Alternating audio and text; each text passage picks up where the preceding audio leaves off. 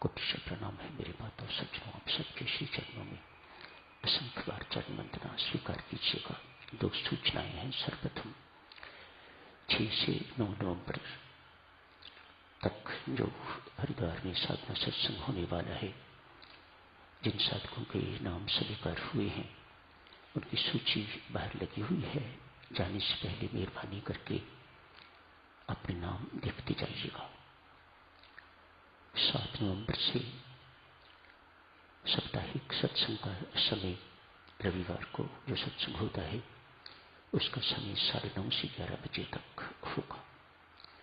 आज तो 9 से 10:30, अगले रविवार को भी 9 से 10:30, उससे अगले रविवार से समय 9:30 से 11 बजे तक हो जाएगा। मेरे माता सज्जनों, मैं करवा चौथ को भी यहाँ नहीं हूँ, जम्मू हूँगा। दीपावली को भी यहाँ नहीं हूँ, हरिद्वार हूँगा। अतएव इन दोनों पर्वों पर मैं आज ही आप सबको हार्दिक बधाई, शुभकामनाएं, मंगल कामनाएं अर्ज करता हूँ। मेहरबानी करके स्वीकार कीजिएगा। पिछली चर्चा को थोड़ा सा याद दिलाते हुए आपको, परमात्मा आज बहुत उदास बैठे हुए हैं। उदास इसलिए हैं, संसार में आए हैं, आके तो शांति देना चाहते हैं सबको, मुक्ति का मार्ग दिखाना चाहते हैं सबको, भक्ति करनी सिखाना चाहते हैं सबको, नाम की उपासना किस प्रकार से की जाती है, भगवत प्रेम किस प्रकार से भीतर उपार्जित किया जा सकता है, किस प्रकार से इसकी वृद्धि की जा सकती है, ज्ञान बांटना चाहते हैं, मुक्ति का मार्ग दर्शाना चाहते हैं, कर्म बंधन किस प्रकार से तोड़े जा सकते हैं ताकि आप जीवन मुक्त भी हो सको और परलोक में जाके भी आपको मोक्ष की प्राप्ति हो सके। ये सब सिखाने के लिए आए हुए हैं। कोई ग्राहक नहीं दिखाई दे रहा, उदास है। लोगों के पास इतनी लंबी लंबी सूची, लंबी लंबी पंक्तियां हैं, कोई परमार्थ का ग्राहक नहीं। सब संसार चाहते हैं, सब संसारिक वस्तुएं चाहते हैं, कोई परमात्मा को चाहने वाला नहीं। परमात्मा से हर कोई चाहने वाला है। इतनी लंबी लंबी सूचियां और इतनी लंबी लंबी लाइन लगी हुई है। कहीं भाग के जाना चाहते भी हैं परमात्मा, तो वहां भी संसारी अपनी मांगे पूरी करवाने के लिए पहुंच जाते हैं। मानो बचना मुश्किल उन्हें लग रहा है। जहां कहीं भी गए वहीं के वहीं संसारी पहुंच गए। देवऋषि नारद ने बहुत सुंदर सुझाव दिया। आखिर जब पूछा, भाइयों मैं कहां जाऊं, मुझे संसारी लगता है, मेरी चमड़ी भी जो है, मेरे बाल मुझ ले गए, मेरी चमड़ी उधर ले गए, मैं कहां जाऊं, इनसे भाग के कहां छिपूं। मैं संतों महात्माओं से छिपना नहीं चाहता, मैं अपने भक्तों से छिपना नहीं चाहता। उनके लिए तो मैं इजीली अवेलेबल रहूं, लेकिन इन संसारियों से दूर रहूं। देवऋषि नारद स्थान बताते हैं। कहा, परमात्मा देव आप सबके भीतर विराजमान हो जाओ। जो संत है, जो महात्मा है, जो भक्त है, जो अंतर्मुखी होना जानते हैं, वह तो आपकी शरण में जाएंगे, बाकी सब बाहर भटकते रहेंगे। आज इस तीर्थ पर, आज इस मंदिर में, कल उस मंदिर में, इत्यादि इत्यादि उनकी भटकना बनी रहेगी। क्यों? वे सब के सब बहिर्मुखी हैं।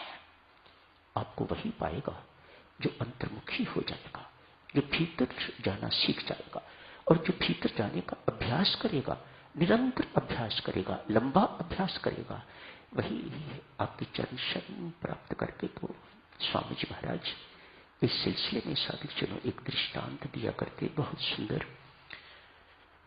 पुनः आप जी की सेवा में दृष्टांत अर्ज किया जा रहा है। स्वामी जी महाराज फरमाते हैं, इस चीज की आपको रिसर्च करने की जरूरत नहीं। अपने बच्चे, उनके अपना परिवार बैठा है, इसलिए अपनों से अपनी बात कहते हैं। इस चीज की आपको रिसर्च करने की जरूरत नहीं। इसकी सर्च पहले हो चुकी हुई है, वह भीतर विराजमान है। संत महात्मा कहते हैं, ऋषि मुनि कहते हैं, सब कहते हैं वह परमात्मा भीतर विराजमान है। वह सुख का स्रोत, वह आनंद का स्रोत, वह परम शांति का स्रोत भीतर विराजमान है। सिर्फ उसे आपको प्रकट करना है। अब यहां से शुरू कीजिएगा। आपको वो काम करने की जरूरत नहीं जो संत महात्मा पहले कर चुके।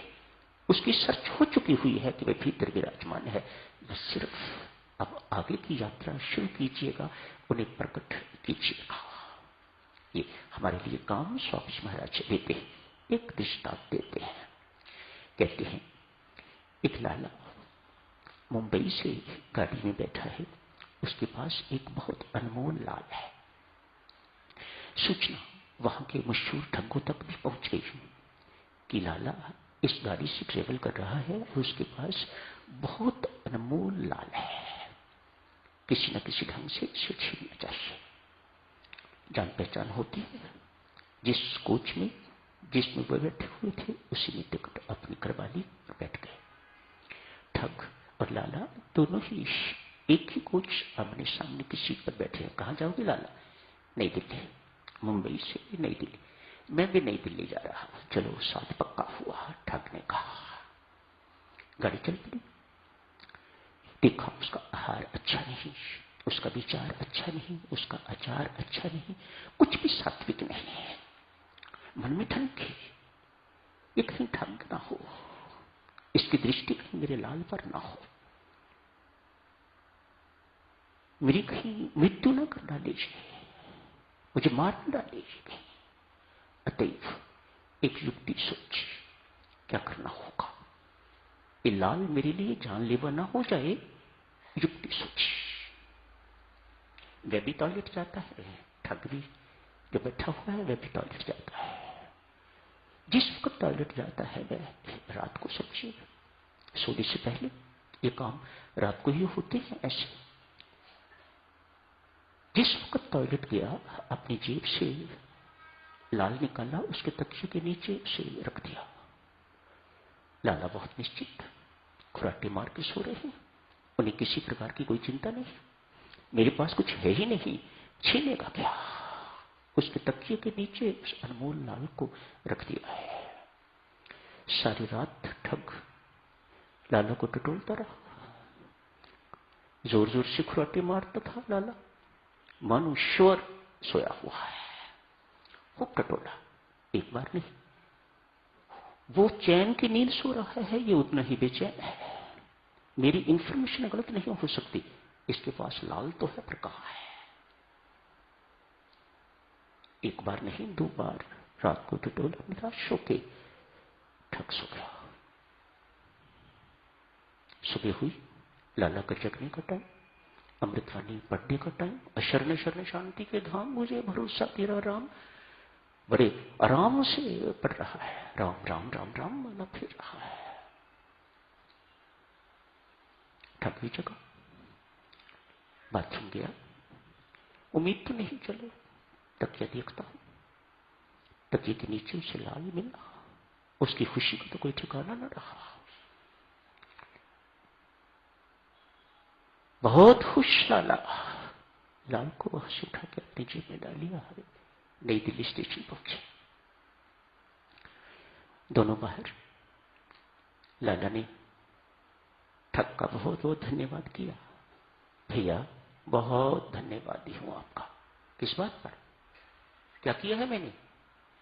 अरे भाई, मुझे रात को चंपी करवाने की आदत, दबवाने की आदत, नौकर को साथ नहीं लिया, पैसे बचेंगे, वो काम तूने कर दिया। अनेक बार तू मुझे दबाता रहा, टटोलता रहा, मेरा काम हो गया, तेरा बहुत बहुत धन्यवाद। ठग ने कहा, तुम्हें पता है मैं कौन हूं? हाँ पता है। क्या तू लाल लेके नहीं चला हूं? कहां है? मेरे पास है, जेब से निकाल के तेरा। भीखा भूखा कोई नहीं। स्वामी जी महाराज यहां कहते हैं, भीखा भूखा कोई नहीं, सबके पल्ले लाल। भीखा भूखा कोई नहीं, सबके पल्ले लाल। गठड़ी गांठ खोल, देखा नहीं स्थिति भय कंगाल। तूने सब कुछ टटोला लेकिन अपना आप नहीं टटोला जहां लाल था। स्वामी जी महाराज का बहुत प्रसिद्ध दृष्टांत साधक सुनाया करते हैं। वे लाल भीतर, वह परमात्मा भीतर विराजमान है। उसे कहां टटोलना है? भीतर, बाहर नहीं, इधर जाके नहीं, उधर जाके नहीं। होगा वो तीर्थों पर भी, होगा वो दूसरे मंदिरों पर भी, लेकिन इजीली अप्रोचेबल स्थान तो भीतर है। बस भीतर मुड़ना है तो सीखना है ना, किस प्रकार से मुड़ना है। वही विराजमान है, आराम से सो रहा है। कोई माई का लाल हिम्मत करके मुझे जगाए, मैं जागू, मैं जागने को तैयार हूं। नहीं कोई जगाता तो मैं आराम से सो रहा हूं, सबका साक्षी। मेरे लिए कोई लाखों मर जाते हैं, मुझे कोई फर्क नहीं पड़ता। लाखों जीते हैं, लाखों जन्म लेते हैं, मुझे कोई फर्क नहीं पड़ता। मैं आराम से चैन की नींद सो रहा हूं। क्या बाधा है साधकजनों, क्या चीज है जो हमें अंतर्मुखी नहीं होने देती। आज सारे के सारे वचन लगभग इसी दिशा में। अहंकार एक बहुत बड़ा रोग है, महारोग। संत महात्मा इस रोग को महारोग कहते हैं। भीषण रोग, भयानक रोग, प्रचंड रोग, द सीवियरेस्ट डिजीज।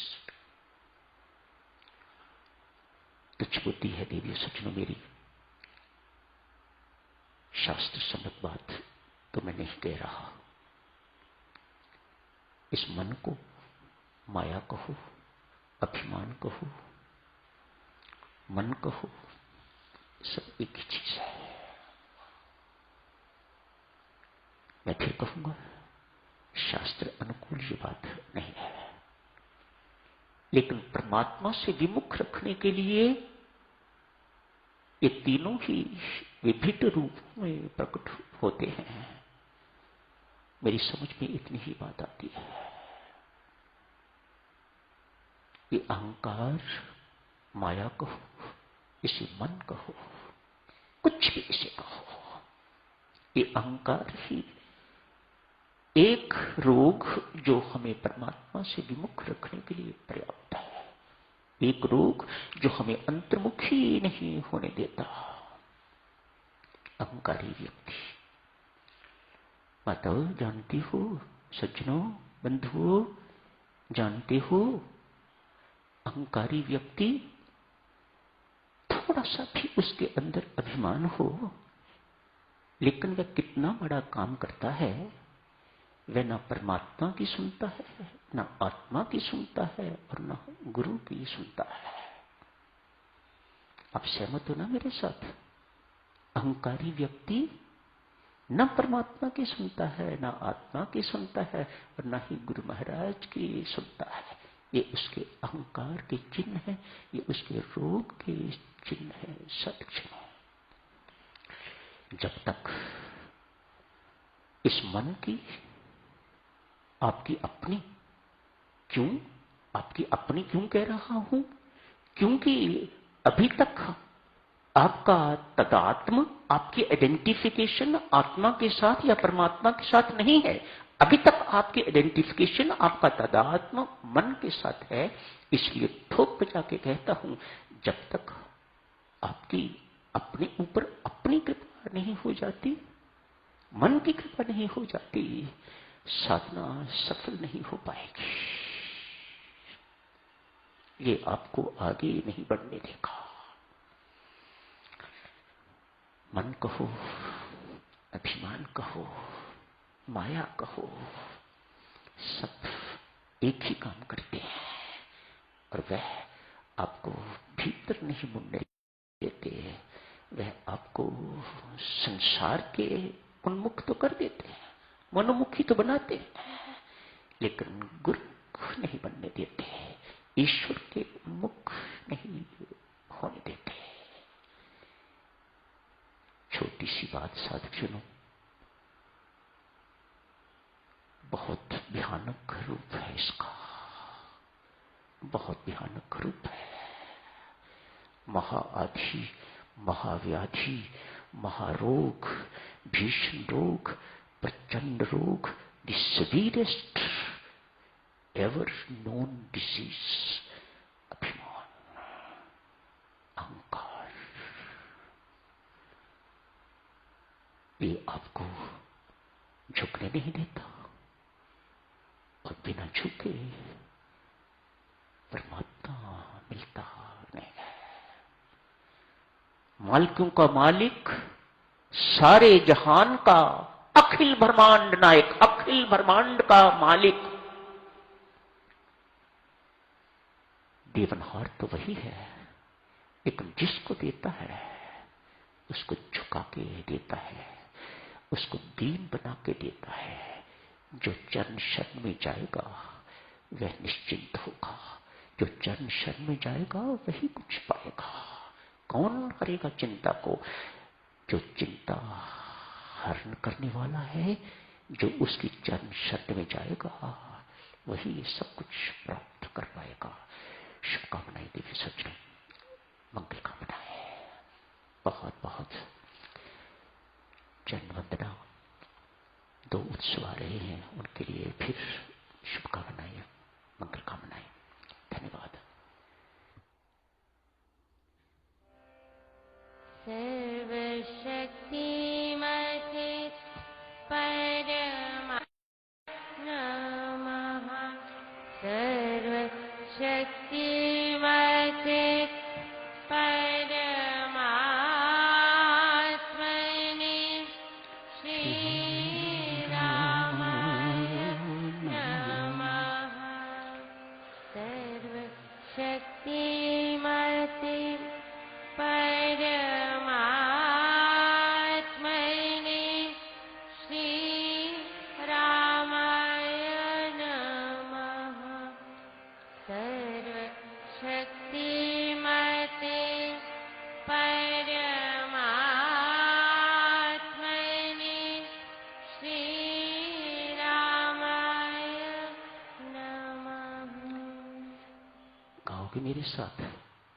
तू झुक के चलिया कर, ते झुके अनुराम मिल दे। तू झुक के चलिया कर, ते झुके अनुराम मिल दे। तू झुक के चलिया कर, ते झुके अनुराम मिल दे। तू झुक के चलिया कर, ते झुके अनुराम मिल दे। तू झुक के चलिया कर, ते झुके अनुराम मिल दे। तू झुक के चलिया कर, कि झुके अनुराम मिल दे।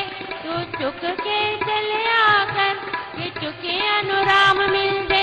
तू झुक के चलिया कर, कि झुके अनुराम मिल दे। तू झुक के चलिया कर, कि झुके अनुराम मिल दे। तू झुक के चलिया कर, कि झुके अनुराम मिल दे। तू झुक के चलिया कर, कि झुके अनुराम मिल दे। तू झुक के चलिया कर,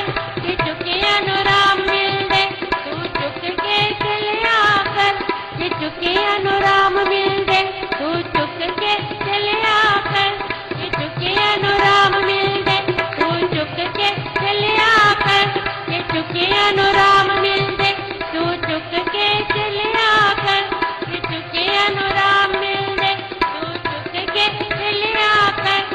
झुके अनुराम मिल दे। तू झुक के चलिया कर, कि झुके अनुराम मिल दे। तू झुक के चलिया कर, कि झुके अनुराम मिल दे। तू झुक के चलिया कर, कि झुके अनुराम मिल दे। तू झुक के चलिया कर, कि झुके अनुराम मिल दे। तू झुक के चलिया कर, कि झुके अनुराम मिल दे। तू झुक के चलिया कर, कि झुके अनुराम मिल दे। तू झुक के चलिया कर, कि झुके अनुराम मिल दे। तू झुक के चलिया कर, कि झुके अनुराम मिल दे। तू झुक के चलिया कर, कि झुके अनुराम मिल दे। तू झुक के चलिया कर, कि झुके अनुराम मिल दे। तू झुक के चलिया कर, कि झुके अनुराम मिल दे। तू झुक के चलिया कर, कि झुके अनुराम मिल दे।